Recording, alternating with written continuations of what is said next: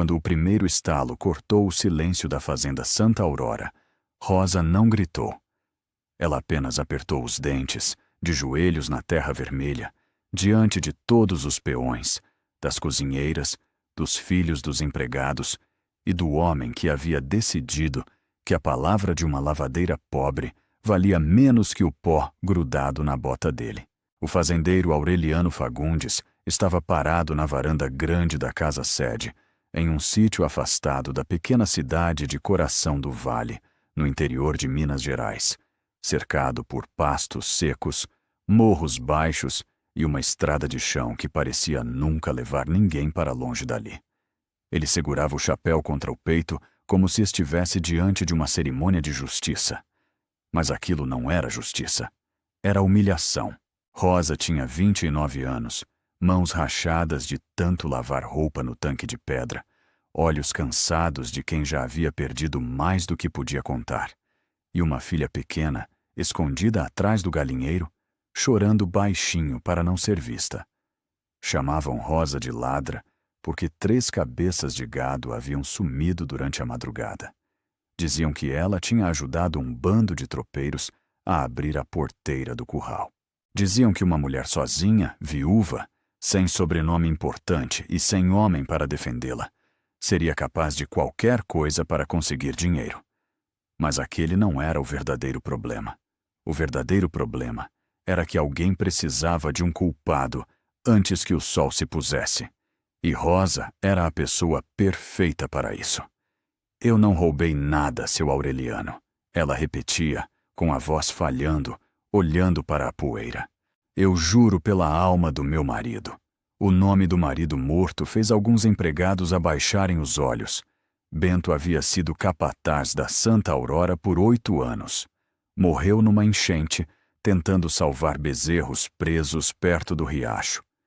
Desde então, Rosa passou a lavar roupas para a casa grande em troca de comida, moedas e um canto no velho casebre perto do bambuzal. Mas gratidão, naquela fazenda, durava menos que chuva de verão. Quem não deve, não teme, disse Aureliano, frio, e quem rouba do meu curral, aprende na frente de todos. A filha dela, Aninha, de 7 anos, tentou correr até a mãe, mas Dona Celina, a governanta, segurou a menina pelo braço. Não olhe a menina, sussurrou. Só que Aninha olhou, e aquele olhar mudou tudo dentro de Rosa. Não era mais só dor, era vergonha, era revolta, era a sensação de que sua vida inteira havia sido esmagada diante da própria filha. E foi naquele momento que tudo piorou, porque Miguel, o filho mais velho do fazendeiro, apareceu montado em um cavalo baio, vindo da direção do curral com um sorriso torto no rosto. Pai, acharam pegadas perto do casebre dela, gritou ele. Pegadas de bota e marca de corda arrastada. Rosa levantou a cabeça, assustada. Isso é mentira. Miguel desceu do cavalo devagar, ajeitando a manga da camisa branca. Tinha 30 e poucos anos, rosto bonito, olhar arrogante e a segurança de quem nunca precisou provar nada para ser acreditado. Ele se aproximou dela e falou baixo, para só Rosa ouvir. Eu avisei que você ia se arrepender. Rosa gelou. Na noite anterior, Miguel havia ido até o tanque enquanto ela lavava lençóis da casa grande. Tinha oferecido dinheiro para ela ficar calada sobre algo que vira perto do curral. 2 homens levando animais pela estrada velha, guiados por alguém usando o lenço vermelho da família Fagundes. Rosa não havia reconhecido o rosto, mas reconheceu a voz. A voz de Miguel. Ela disse que contaria ao pai dele. Miguel riu e respondeu que ninguém acreditaria numa lavadeira. Agora, diante da fazenda inteira, Rosa entendeu. Ele não estava apenas se defendendo. Estava enterrando a verdade junto com ela. Mas alguém observava tudo em silêncio. Do outro lado do terreiro, perto do paiol, estava Tobias, um peão velho, amigo de Bento, segurando as rédeas de um cavalo preto chamado Soberano. Era o cavalo preferido do falecido marido de Rosa. Desde a morte de Bento, o animal não deixava quase ninguém se aproximar, mas obedecia à Rosa como se reconhecesse nela o último pedaço do antigo dono. Tobias olhou para o arreio do cavalo com estranheza, porque havia algo diferente ali. Uma costura nova, um volume pequeno preso por baixo da manta. Mas antes que pudesse examinar, Miguel percebeu seu olhar. "Leva esse cavalo para o estábulo", ordenou, "e fica longe disso." Tobias obedeceu, mas não esqueceu. Rosa também viu. Por um segundo, no meio da humilhação, ela viu Soberano puxar a cabeça na direção dela, inquieto, batendo a pata no chão como se quisesse avisar alguma coisa. Ela ainda não sabia, mas aquela inquietação carregava a única prova capaz de salvar sua vida. Depois da punição, Aureliano mandou que Rosa fosse expulsa da área da casa grande até o amanhecer seguinte. "Você vai devolver meu gado, ou vai sair da Santa Aurora sem nada", disse ele. "E se eu descobrir que mentiu de novo, nem sua filha fica." Essas palavras fizeram Rosa esquecer a dor. Ela ergueu o rosto devagar. "Minha filha ninguém tira de mim." Aureliano não respondeu. Apenas virou as costas. Para ele, a conversa estava encerrada. Para Rosa, a vida inteira parecia estar terminando ali. Dona Celina soltou Aninha e a menina correu até a mãe, abraçando seu pescoço. "Mãe, vamos embora daqui", chorou. "Por favor." Rosa segurou a filha com força. Queria prometer que sim. Queria dizer que a estrada levaria a algum lugar melhor. Mas para onde iria uma lavadeira sem dinheiro, acusada de roubo, carregando uma menina pequena e o peso de um nome manchado? A cidade de Coração do Vale era pequena demais para esquecer fofocas. Antes do meio-dia, todos saberiam que Rosa havia sido chamada de ladra na Santa Aurora. Nenhuma casa abriria a porta. Nenhuma patroa entregaria roupa para ela lavar. Nenhum armazém venderia fiado. E essa era a parte mais cruel. A acusação não precisava ser verdadeira para destruir uma mulher pobre. Bastava ser repetida por alguém rico. No fim da tarde, Rosa voltou ao casebre perto do bambuzal. O teto pingava, a porta rangia, e o fogão de lenha estava frio. Ela sentou no chão com Aninha no colo e olhou para o baú onde guardava as poucas coisas de Bento. Uma camisa remendada, uma medalha de santo, uma fotografia amarelada e um pedaço de arreio antigo que ele usava quando trabalhava com Soberano. Ao tocar no couro velho, Rosa se lembrou da forma como o cavalo havia se agitado no terreiro. O que ela descobriu depois mudou tudo. Do lado de fora, passos se aproximaram. Rosa apagou a lamparina num reflexo. Aninha prendeu a respiração. Alguém bateu 3 vezes na porta. Não era batida de visita. Era aviso. "Rosa", sussurrou Tobias. "Abre, antes que me vejam." Ela abriu só uma fresta.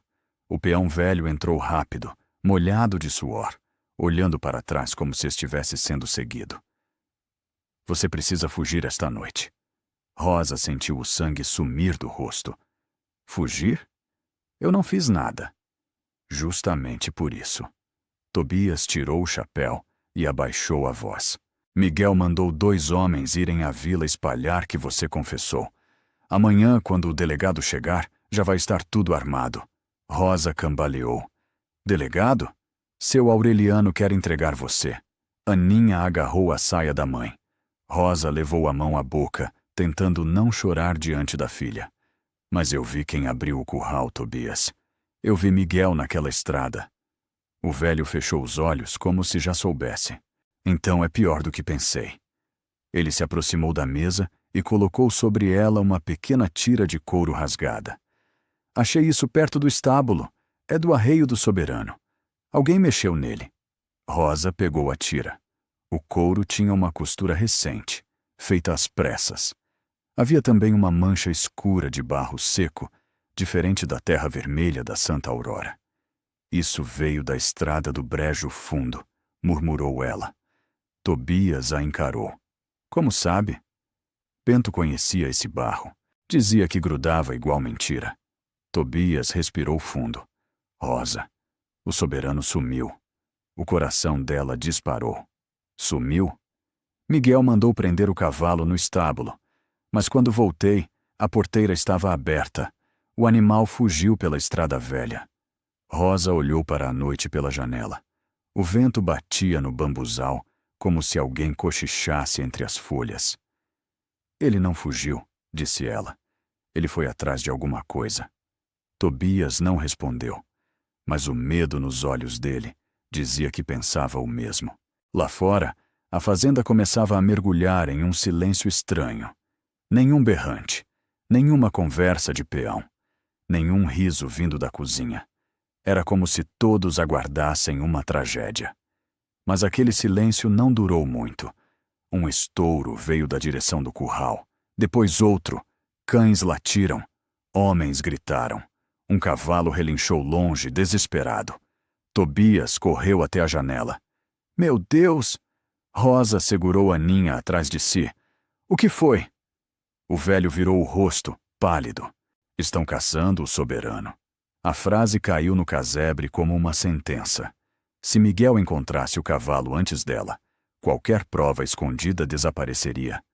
E se Soberano carregava algo no arreio, aquilo podia ser a única chance de mostrar que Rosa não era ladra.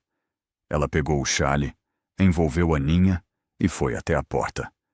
Tobias bloqueou sua passagem. Você não pode sair.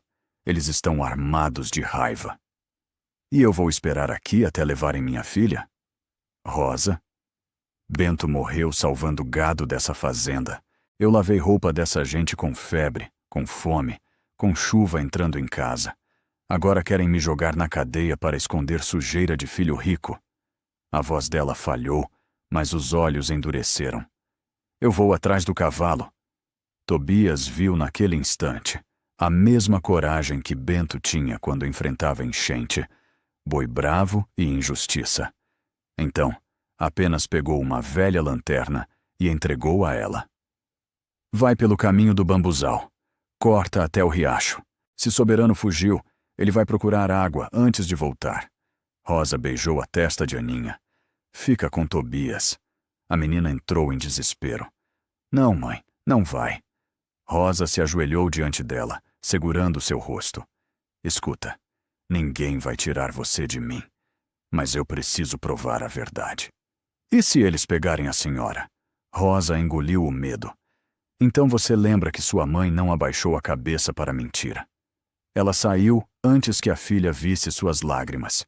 A noite na zona rural de Coração do Vale parecia mais escura do que nunca. Rosa atravessou o bambuzal com a lanterna coberta pela mão, evitando a estrada principal. O mato arranhava sua saia. A terra fria grudava nos pés, e cada barulho parecia um homem escondido. Ao longe, vozes cortavam a escuridão. Procura perto do riacho. Miguel quer esse cavalo antes do amanhecer. Rosa parou atrás de uma moita. Miguel quer esse cavalo. Não era Aureliano. Não era a fazenda. Era Miguel. E isso confirmava tudo. Havia algo no soberano que ele precisava destruir. Mas alguém observava tudo em silêncio. No alto do morro, próximo à porteira velha do Brejo Fundo, uma mulher de vestido escuro acompanhava a movimentação sem ser vista. Era Isabel, a irmã mais nova de Miguel, que havia voltado da cidade naquela tarde e ouvido pedaços da acusação pela janela da sala. Diferente do irmão, Isabel nunca confiou nas histórias fáceis contadas na casa grande. E quando viu Miguel escondendo um pacote no arreio de Soberano pela manhã, soube que alguma coisa estava errada. Só não teve coragem de falar. Ainda. Rosa chegou ao riacho quase sem fôlego. A água corria baixa entre pedras, refletindo pedaços de lua. Ela se agachou, tentando ouvir. Nada. Só grilos. Só vento. Só o próprio coração. Então viu marcas de casco na lama. Grandes, fundas, recentes. Soberano, sussurrou. Seguiu as marcas até uma clareira perto de um velho ipê seco. Lá, encontrou o cavalo preto parado, ofegante, com os olhos arregalados e o arreio torto. Rosa se aproximou devagar, com as mãos abertas. Calma, meu velho. Sou eu. O animal relinchou baixo e encostou a cabeça no ombro dela. Rosa quase desabou. Por um instante, sentiu como se Bento estivesse ali, guiando aquele encontro. O que fizeram com você? Murmurou. Ela passou a mão pelo arreio e encontrou a costura nova. Havia um bolso improvisado por baixo da manta, fechado com linha grossa. Seus dedos tremeram. Antes que conseguisse abrir, ouviu galhos quebrando, vozes, homens chegando. Rosa prendeu a respiração e puxou o Soberano para trás do ipê. Eu vi marca por aqui, gritou alguém. Era Miguel. A lanterna dele varria a mata, cada vez mais perto. Rosa tentou soltar a costura com as unhas, mas a linha era forte. O cavalo se mexeu, nervoso.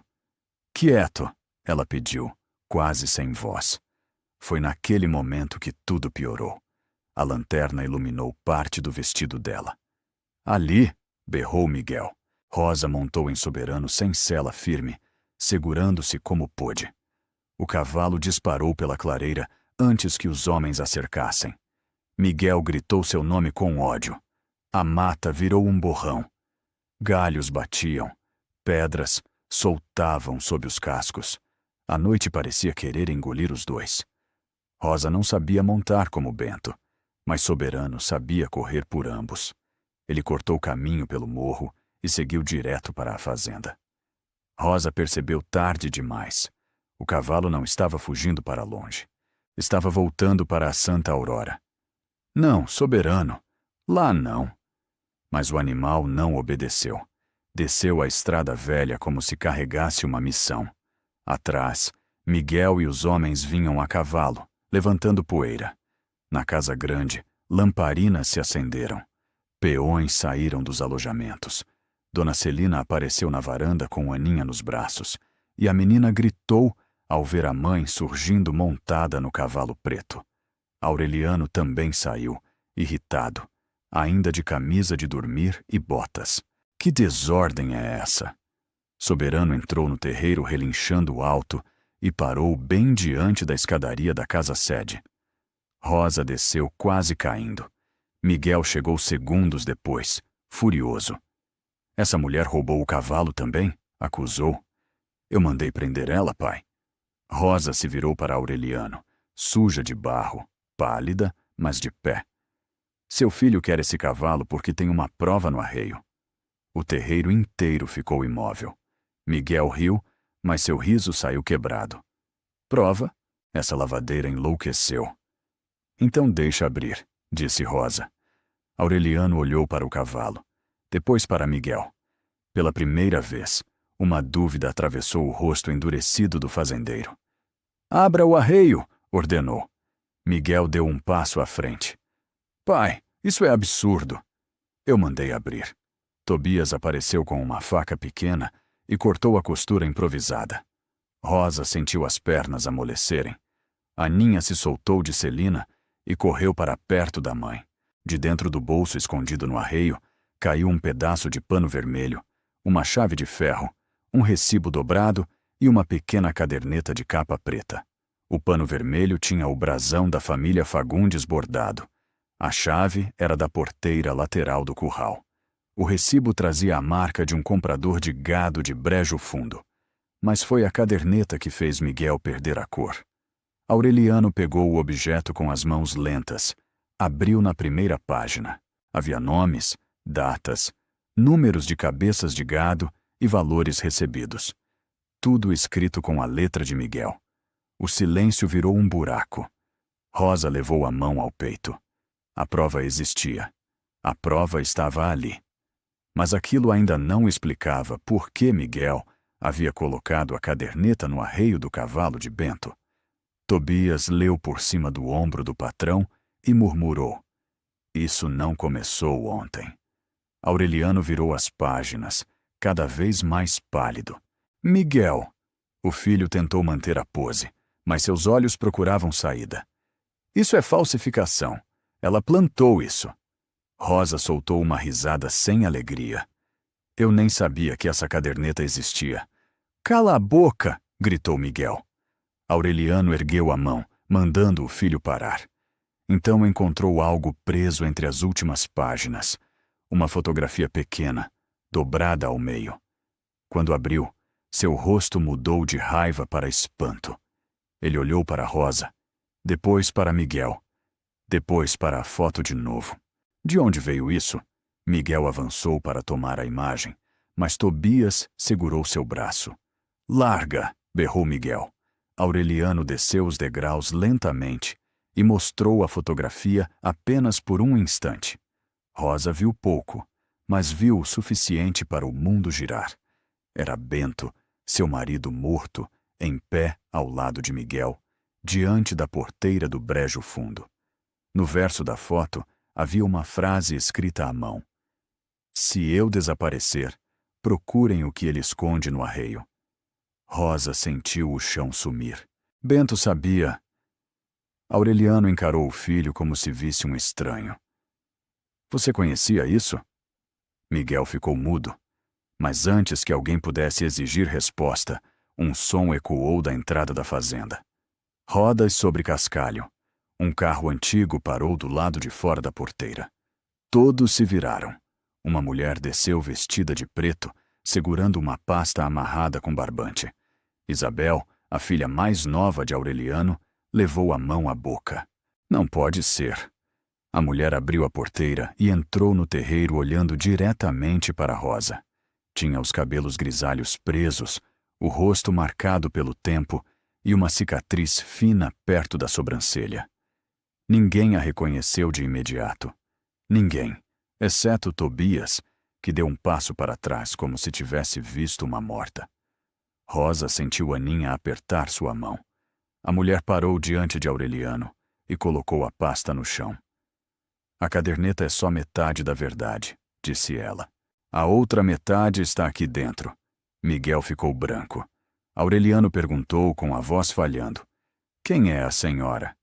A mulher olhou para Rosa, depois para a fotografia de Bento nas mãos do fazendeiro e respondeu. Eu sou a pessoa que viu o que fizeram com o marido dela naquela noite. Rosa perdeu o ar. Mas quando a mulher abriu a pasta e tirou uma carta com o nome de Bento escrito na frente, todos entenderam que o roubo de gado era apenas o começo de um segredo muito maior. Rosa ficou parada no meio do terreiro, com a mão de Aninha apertada na sua, olhando para aquela carta como se estivesse diante de uma assombração. O nome de Bento estava escrito na frente com a letra firme de alguém que conhecia bem o marido dela. O vento frio atravessou a fazenda Santa Aurora, levantando a poeira vermelha ao redor dos pés de todos. Nem os cães latiam mais. Era como se até os animais tivessem entendido que aquela noite não terminaria sem arrancar uma verdade antiga de dentro da terra. A mulher de preto segurou a carta com cuidado, como quem segura uma ferida aberta. Aureliano deu um passo à frente, mas ela recuou. Antes de ler, o senhor precisa saber uma coisa, disse ela, com a voz baixa e pesada. Seu filho não começou roubando gado. Ele começou roubando silêncio. Miguel explodiu. Essa mulher é uma louca. Pai, manda tirar ela daqui. Mas ninguém se mexeu. Pela primeira vez, os peões não obedeceram à voz dele. Pela primeira vez, Miguel não parecia um herdeiro poderoso. Parecia um homem acuado. E foi naquele momento que tudo piorou. Porque Isabel, a irmã dele, atravessou o terreiro chorando e parou ao lado de Rosa. Ela está falando a verdade, pai. Aureliano virou devagar. O que você sabe? Isabel tremia tanto que mal conseguia respirar. Eu vi Miguel escondendo aquele pacote no arreio do soberano hoje cedo. Eu vi. Eu achei que era dinheiro, achei que era alguma sujeira dele, mas não sabia que ele ia culpar Rosa. Miguel apontou o dedo para a irmã. Cala a boca, Isabel. Ela se encolheu, mas não recuou. Não, eu calei a boca a vida inteira dentro dessa casa. Hoje não. Rosa olhou para Isabel surpresa. Nunca imaginou que alguém da casa grande ficaria ao seu lado. Mas aquele não era o verdadeiro problema. O verdadeiro problema estava dentro da pasta. A mulher de preto abriu o barbante e espalhou documentos sobre a mesa da varanda. Recibos antigos, mapas de pasto, anotações, uma pequena medalha de São Bento e outra fotografia, muito mais velha, mostrando Bento ao lado dela, perto da ponte do Brejo Fundo. Tobias levou a mão ao peito. Madalena. Rosa virou para ele. Você conhece essa mulher? Tobias engoliu seco. Conheci quando Bento ainda era vivo. A mulher assentiu. Meu nome é Madalena.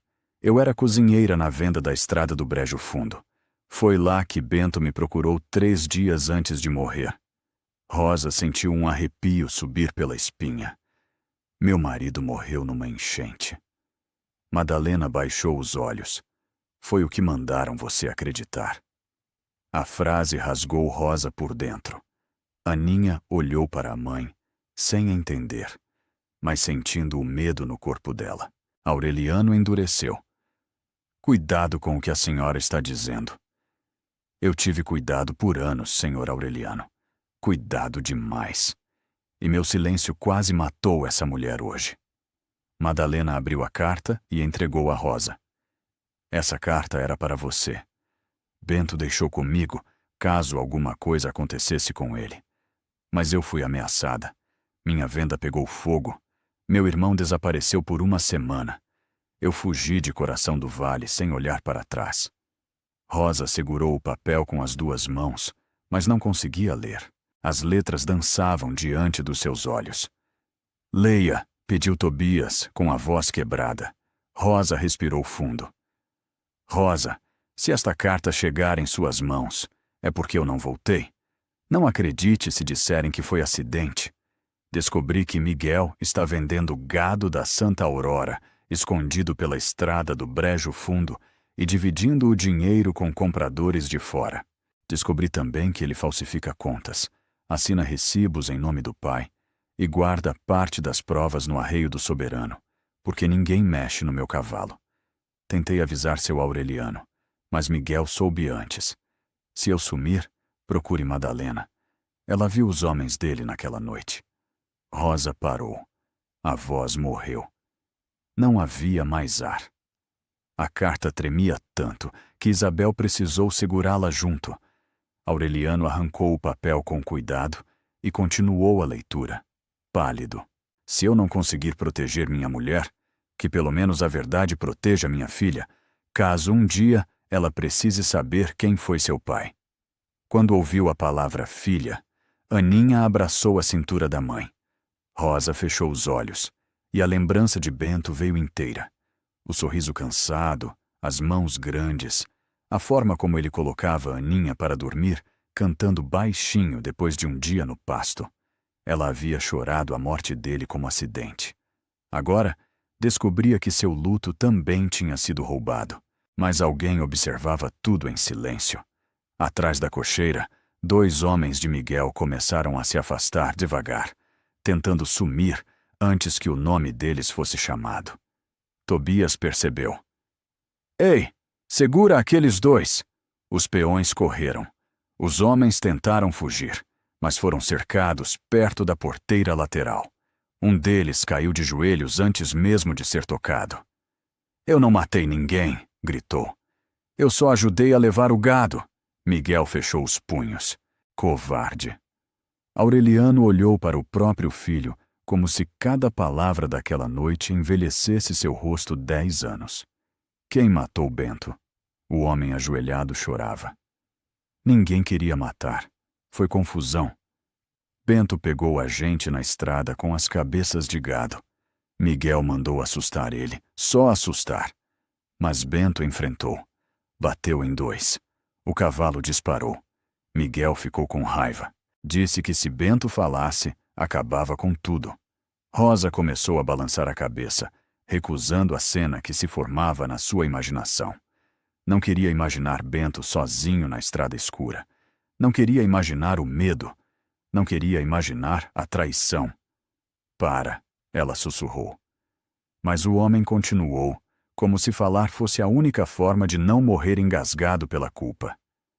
Levaram ele até perto do riacho cheio. Depois disseram que tinha sido enchente. Eu juro que não encostei nele depois. Juro por Deus. Miguel avançou sobre ele, mas Tobias entrou na frente. Pela primeira vez em muitos anos, o velho peão não parecia velho. Mais um passo e você passa por cima de mim. Miguel riu com ódio. Você acha que vai me enfrentar, Tobias?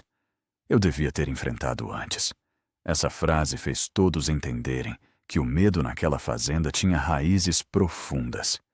Durante anos, Miguel mandou, ameaçou, comprou silêncio e esmagou gente humilde como se fossem formigas no caminho. Mas naquela noite, a verdade tinha montado no cavalo preto e voltado para casa. Aureliano desceu os degraus da varanda. Miguel, diga que isso é mentira. Havia desespero na voz dele. Não era mais o fazendeiro mandando.